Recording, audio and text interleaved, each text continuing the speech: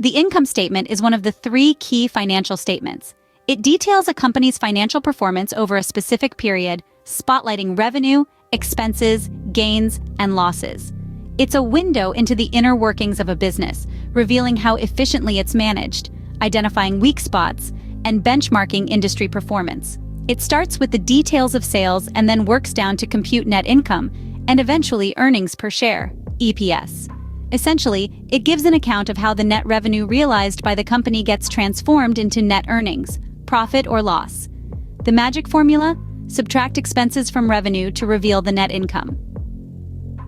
An income statement provides valuable insights into various aspects of a business. It includes readings on a company's operations, the efficiency of its management, the possible areas that may be eroding profits, and whether the company is performing in line with industry peers. Ultimately, the income and expense components can help an investor learn what makes a company profitable or not.